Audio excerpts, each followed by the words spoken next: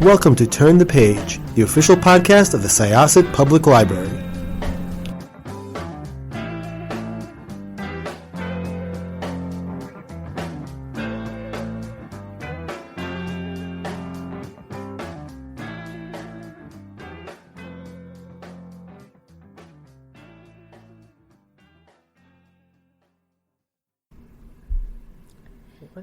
Hello, this is Jessica Chotan with Turn the Page, and I'm doing a pop culture corner chapter, and I am here with Damien McGee, Will Smart, Brian Wygand, and they are all members of I Lug New York.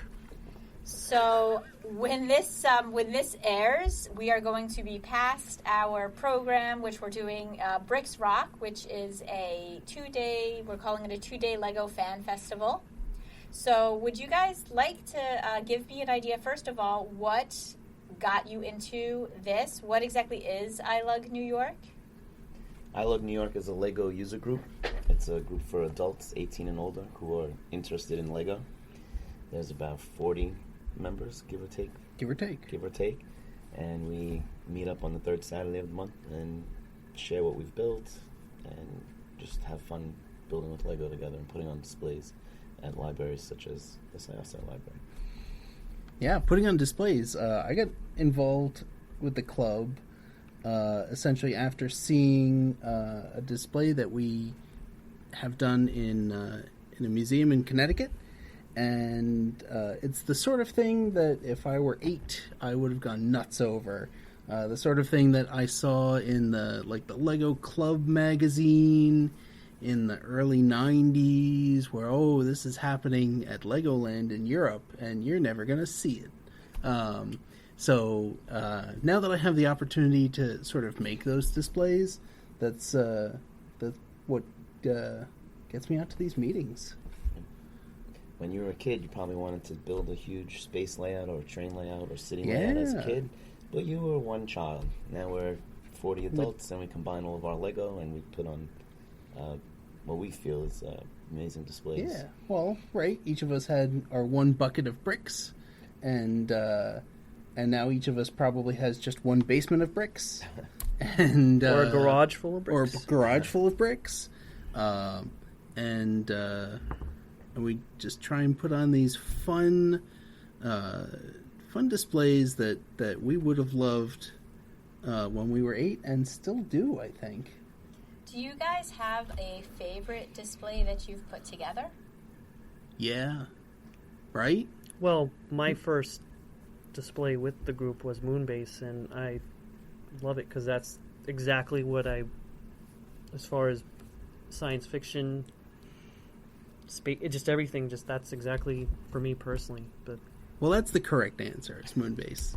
Yeah, can't go wrong with Moonbase. So Moonbase is this sort of collaborative standard that somebody came up with years and years ago on the internet. And when I was just getting back into the hobby, I was like, boy, wouldn't it be great if we could do that? And I started taking my whatever bricks I had when I got back into the hobby, and building some Moonbase, and all of that was terrible.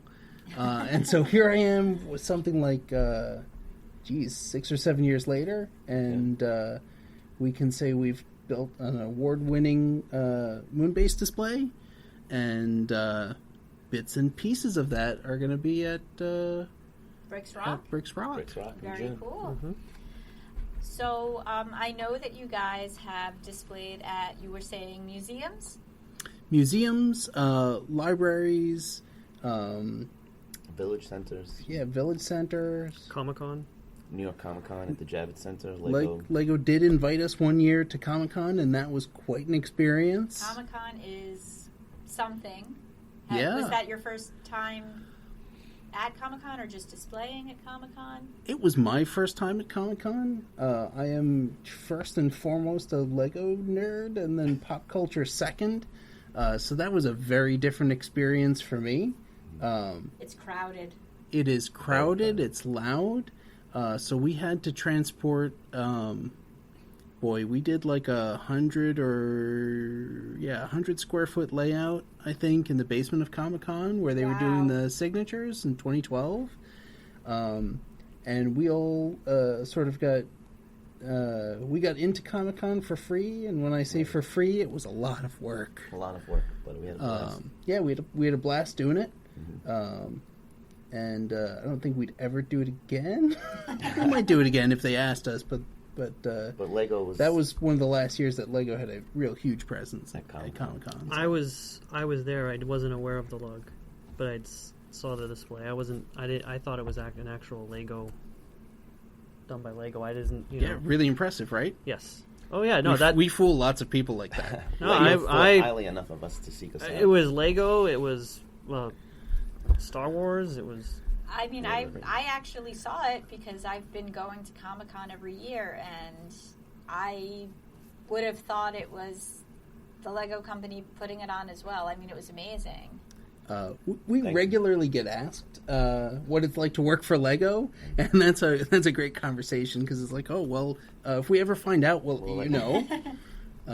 Yeah, we all have day jobs. This is just a hobby for us and a gigantic time and money sink. Mm-hmm. But okay, so going off of that, what brought you guys to our doors to do a program? It was my idea. I just know you had done your previous things with your with the Psycon and the anime, so I knew there was people here that would understand what we do and get it, because I had approached other libraries closer to me that just didn't get it. I don't know how else to. They when I approached it, they were like, "Oh, well, we have a Lego program that we have kids build." I said, it was, and I would explain and show them, and they still were just like, "Okay." It is a lot of fun to find someone who's as excited about having one of these shows as we are about putting it together. It's a good partnership already. Yeah, that makes a big difference to us. I think we did. The reason why I joined this was to do the collaborations, to do the shows, to know that there's like-minded people out there that like and enjoy and do the same things that I enjoy, like anything. I think that is actually why things like this definitely belong in a library, because libraries are a place where people can come together and share and explore with either like-minded people or introduce people to new things. And I mean, we are definitely changing spaces. We'll always have books. Mm-hmm. But we are community centers in many ways, and we have to get out there and give the community what they want. And there was a point, I remember, where, hey, oh my gosh, you're going to have cassettes. What are you talking about? Movie cassettes in the library? That's crazy talk. And, with each new technology, what do you mean you're getting, video games for the library? Video games don't, but they do belong in the library, Yeah, all the way to a movie theater. All the way, yes. The internet has changed lots of things. You can get, some of the you can get lots of book technical resources. Really easy to get on the internet. And I say technical resources. We look up how to build Lego on the internet, and that can be fun. But there's something about seeing this stuff in person that you can't get when you watch it on YouTube or look at it on a screen. It's the detail that you don't catch. When you're looking at somebody else's pictures, that other person is deciding what you see and what you focus on, and it's a totally different experience than seeing it in person. And there's also something to be said for making it an event where people come together and look at the same thing, and maybe they see different parts of it, different ways.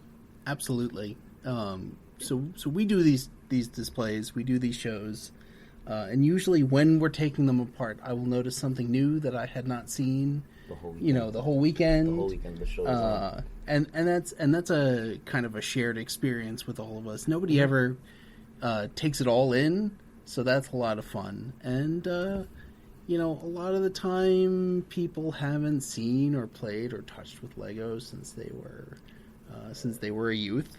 That's always fun too, to see people who just see it as that, to come and be like, oh, well, you can do this with it. We had no idea that you can create this with it. Oh, you can, it's not just. That's the fun part, is actually talking.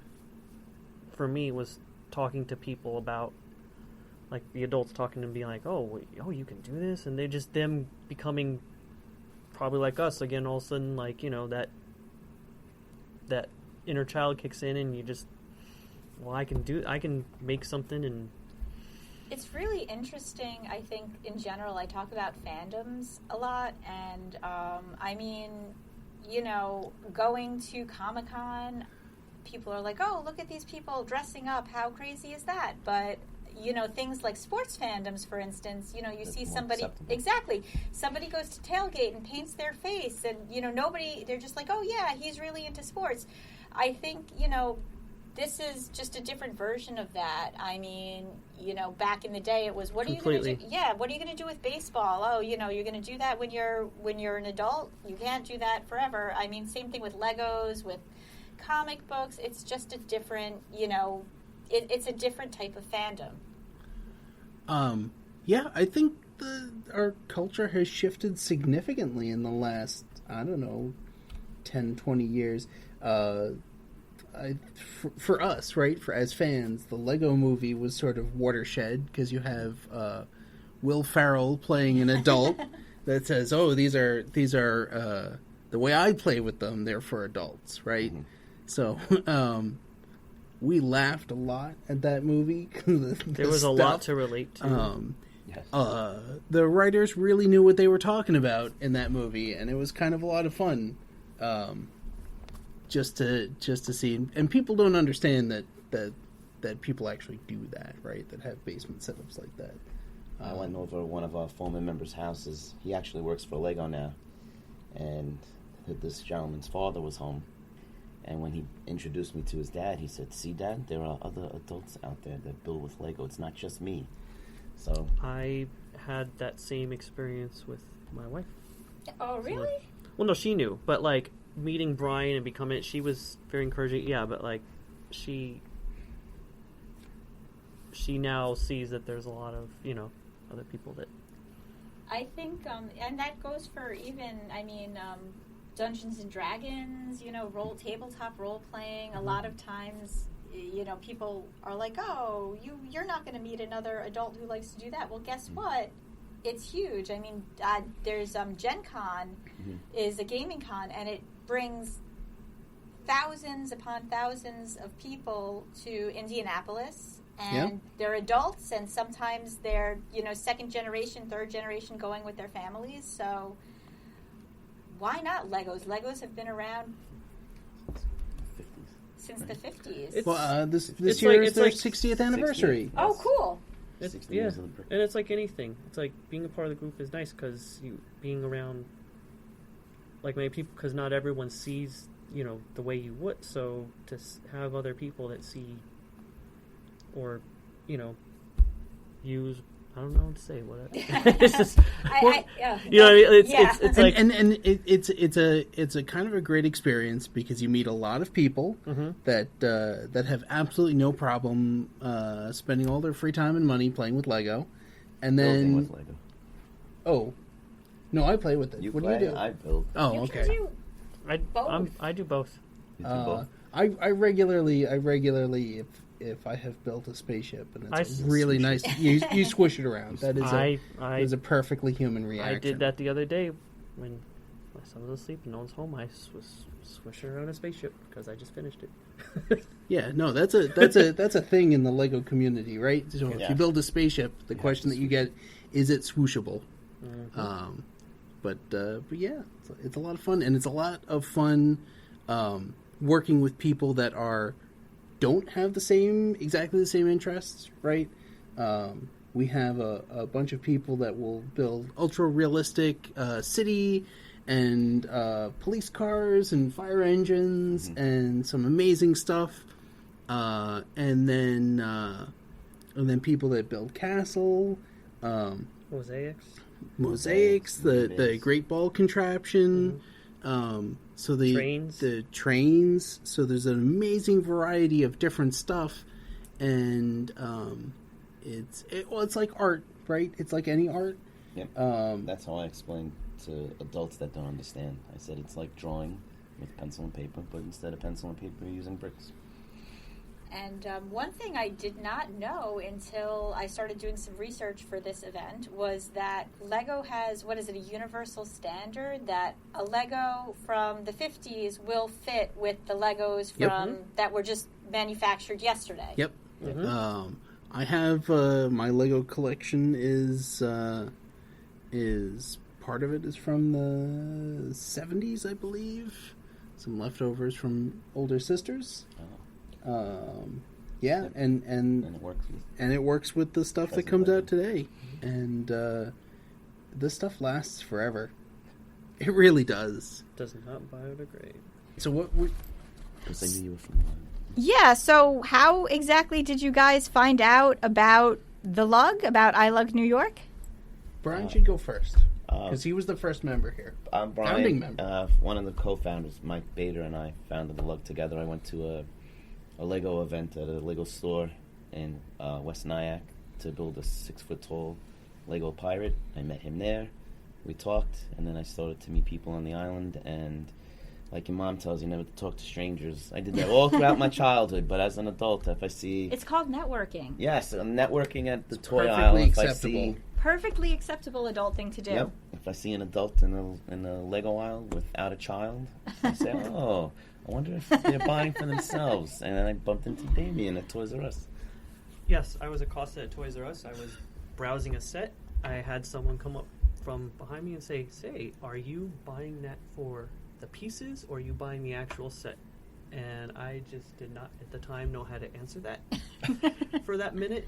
And I said, well, I'm buying it for the pieces. And he mentioned that he was part of a club that does the collaborative builds and everything, and asked me if I'd be interested, and I said, yes, and thought about it for a while, and contacted him through email, because he had...